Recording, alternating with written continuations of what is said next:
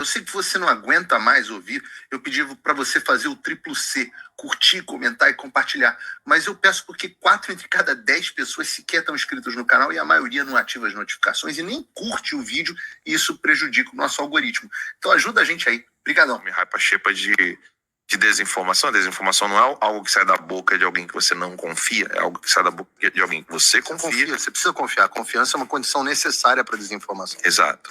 E eles confessam isso nesse áudio dela. E eles, o mais bizarro, tá? Eles disseram que vão tentar processar quem gravou esta informação. Só que está gravado no X. Ou seja, é tão irracional o que eles estão falando. Eles estão tão desesperados com o que essa menina falou, que eles não estão agora... Eles vão ter que saber como é que eles vão mexer com esse malabarismo. Porque, vale lembrar, essa galerinha aí, esse Thiago, essa... Qual é o nome da filha? Baranga. Da Baranga. A Baranga, o Thiago, esse pessoalzinho todo. Hoe kan ik nou makkelijk meer groente eten? Reset je recept. Maak van je Mexicaanse wrap Essa galera aí não é galera treinada pelo Dirceu. Não é galera treinada na escola do PT, que entende muito bem o que está fazendo. Como, por exemplo, é um Rui Costa Pimenta. Né? Isso aí é molecada de última hora que o PT está tentando utilizar para poder desfazer o grande sucesso do Bolsonaro nas redes sociais.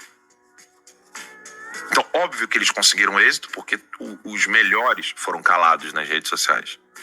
Né? E aí surgiram um bando de doido que fica dizendo que o Lula tem um Lula vivo, um Lula morto, que não sei o que lá. Da cara da direita que eu tô falando. Sim, não, tem. Então, surgiram um monte de maluco, porque os bons foram silenciados, calados e foram extirpados do espaço da internet. Sim. Então, esse pessoalzinho de esquerda tava com um corredor aberto para poder utilizar as redes sociais e promulgar essas mentiras, e falar tudo isso, inclusive com dinheiro público.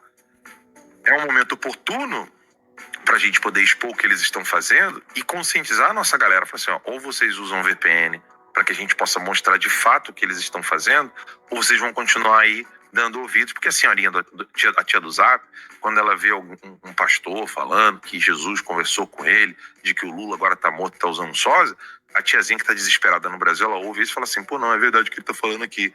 E aí vai indo numa direção, assim, olha, vocês não vão conseguir vencer essa onda de narrativas caindo, não é nem falta de profissionalismo, sabe, é gente inculta. Ou seja, o PT está tomando um veneno de confiar em pessoas incultas que solta uma dessa. Você acha que alguém filiado ao PT, com anos de formação, com Dirceu e companhia, ia soltar uma dessa? Não. Tava doidona. Hã? Devia estar doidona. Não, isso é galerinha nova, Paulo. Isso é molecada nova que o PT pegou no desespero. Eles ainda não entenderam como que... Não, eu quero botar o resto do áudio dela. Então, eles não entenderam como é que... Tinha alguém a quem seguir, tinha um comando. Essa parte que eu queria que ela falasse. Ela está reclamando disso que você está falando. Ela está falando, reclamando do Paulo Pimenta, reclamando da comunicação com o PT, que ela diz assim, na época do Janones a gente tinha um comando. Ela está dizendo, ela está contando. Tentar isso e pautar e ficar falando disso, talvez tivesse passado batido.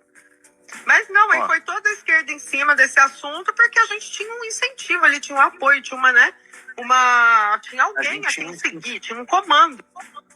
Olha isso.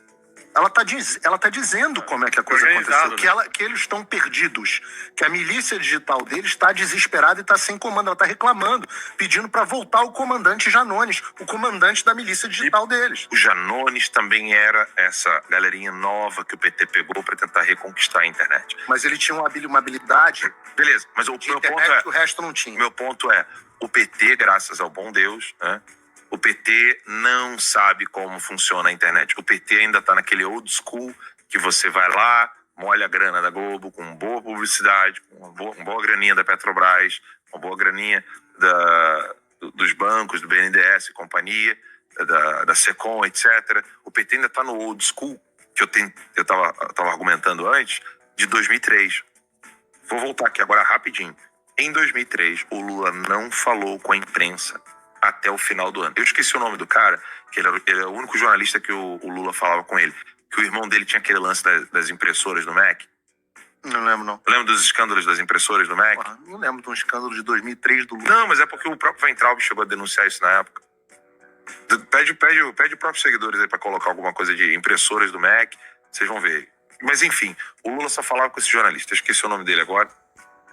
E no final de 2003 para 2004, porque os escândalos vieram nessa época, o escândalo, se eu não me engano, do Correios ainda não. Kennedy Alencar. Falou foi do Kennedy Alencar, esse mesmo. O Lula só falou com Kennedy Alencar até o final de 2003. O Lula viu que precisava mudar, aí ele veio como tal do Lula Paz e Amor, lembra? O Lula bonzinho, e ele passou então a falar com a imprensa no ano seguinte, 2004, né? Porque ele ia ter eleições 2 anos depois.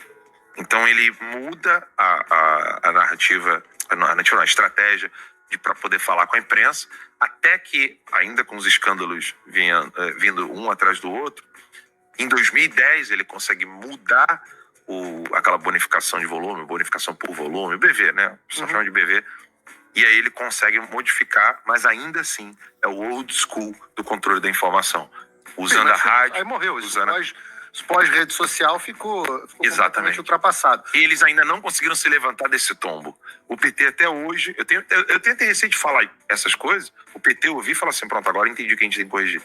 Mas eu acho isso interessante, mas eu quero pensar o seguinte, o que aconteceria, se é a reflexão que eu queria fazer, o que aconteceria se houvesse um space meu com você, com o Mário, onde quer que seja, onde a gente dissesse, não, a gente tinha um comando, eles faziam eles ficavam correndo atrás das nossas fake news, imagina. Não, é legitimar todas não, mesmo que sejam ilegais os inquéritos, é fazer, tá vendo porque tem que ter inquérito? Os caras tá são réus confessos. E essa é a desmoralização do judiciário brasileiro. Se existe um inquérito das fake news, quando você tem uma influenciadora relevante assumindo que faz fake news, quando você tem uma reportagem do Estadão dizendo, olha, tem um influenciador ganhando 110 mil reais, não, 110 mil dólares, pelo que eu vi, mais de R$500 mil com fake news, assumidas fake news, não há dúvida. Não é do tipo, falou um negócio sobre a vacina que é discutível cientificamente. Não, é uma mentira, uma calúnia, uma injúria, uma difamação assumida, confessa. E o fato disso não parar dentro do judiciário, essa é a razão, Alexandre, da desmoralização completa. Esse é o ataque à instituição do judiciário. Porque não tem como um cidadão olhar um troço desse e achar que a justiça funciona para os dois lados, que a justiça é cega. Essa é a prova cabal de que esses inquéritos do Alexandre não são nada além de armas de perseguição política. E isso precisa acabar. Isso precisa acabar. E precisa acabar, e eu vou entrar nisso daqui a pouco, porque a fatura está ficando alta. Esse consenso que ao qual o Pedro Bial se referiu, ele está se tornando um consenso global. O Alan e eu estávamos aqui no Steven Crowder, por isso que a gente está aqui no programa de hoje, para você que chegou agora, está vendo que eu estou no estúdio do Steven Crowder. O Alan e eu fomos convidados para falar nesse programa, que é um dos programas mais assistidos dos Estados Unidos. A gente veio aqui para falar sobre os abusos de autoridade cometidos pelo Alexandre de Moraes, de forma que um consenso vai se formando dentro da sociedade americana e dentro dos influenciadores e dentro das pessoas que decidem, os formadores de política pública dos Estados Unidos, um consenso que está se formando no Brasil. Nós estamos nesse momento, Mário, com 40 mil pessoas Muita gente. Ao vivo nos assistindo. Muita gente. Normalmente a gente ganha da soma da CNN Brasil com a Jovem Pan. Hoje, nós estamos com 3 vezes a soma da CNN Brasil com a Jovem Pan. É um negócio de maluco. Nossa, é muita gente. É muita gente assistindo. Os americanos ficam impressionados com a nossa audiência. Não, eu tava falando aqui com o pessoal aqui do Crowder, né, que obviamente a mídia social é importantíssima aqui, nos Estados Unidos é importante na política, mas eles não entendem. Eu acho que eles estão começando a entender, de tanto que eu martelei isso nos últimos dias, mas faz tempo que eu tô martelando. O brasileiro é muito engajado nas redes sociais. É uma coisa impressionante. O brasileiro nas redes sociais, ninguém que eu já vi bate o engajamento. O Brasil presta atenção, quer saber. E não só política brasileira, como a gente tá falando aqui. Muita gente, eu e você, principalmente eu e você, Paulo, a gente direto tá explicando para os brasileiros sobre política americana. Muita gente, cada vez mais interessada, percebendo a influência. Uma das coisas que o Crowder vai, além do que, né, da entrevista que você fez, dos trabalhos que a gente pode ver para a audiência brasileira, pro Brasil, uma das coisas que a gente pode explorar com o Crowder que ele quer ajudar é transmitir essa perspectiva conservadora de direita da política americana para o brasileiro entender o que está acontecendo nos Estados Unidos. Sem ser a Globo falando, a Globo, a CNN e o New York Times, e a CNN e o New York Times estão falando isso dos Estados Unidos, entendeu? Sim. É ridículo. Alleen Picnic heeft bundelbonus. Daarmee ben je altijd goedkoper. Falando isso dos Estados Unidos, entendeu? Sim. É ridículo. Se você que tá assistindo ainda não clicou no botão da curtida, no botão do repost no X, aí, pô, você tá de sacanagem com a gente.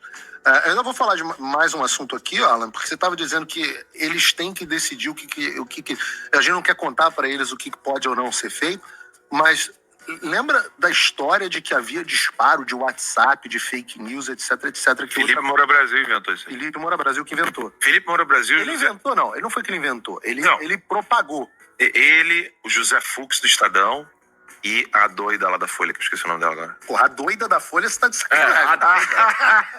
A doida da Folha? Não, Mônica Bergamo. Eliane Cantanhede. Não, porra, sei lá. Todas essas mulheres são doidas. Aqui agora só faz matéria de coisa da China. Escreveu um livro sobre fake news, porra. Thaís Oyama? Não. Campos Melo. Campos Melo. Que deu furo, pô. A jornalista do furo. A jornalista do furo. Do furo. Então, eles três. Deu furo pra conseguir o furo. A jornalista do furo. Segundo diz lá o Hans o quê? Hans River. River. Tadinho, cara. Coitado do cara. Tá trabalhando como mecânico hoje, cara. É mesmo? Na rua, porque não tem nem lugar pra trabalhar. E o cara é especialista. Tem que vir aqui pros Estados Unidos, pô. Tá faltando gente boa aqui de mídia social. Eu fico com dó, assim, porque a esquerda destrói a vida das pessoas e negro não... É bom. Como tentaram fazer com a gente. Coitado. Mexe comigo isso aí, cara. Opa, desculpe interromper o seu vídeo, mas desde 2022 eu continuo com as contas bloqueadas e o passaporte cancelado pelo Xandão. Se você aprecia o meu trabalho e tudo que eu faço pela liberdade de expressão, tem um lugar onde você pode se tornar meu apoiador com uma pequena quantia por mês. Acesse www.paulofigueiredoshow.com e torne-se meu apoiador, e aí você vai receber conteúdos exclusivos e desconto nos meus cursos. Ou então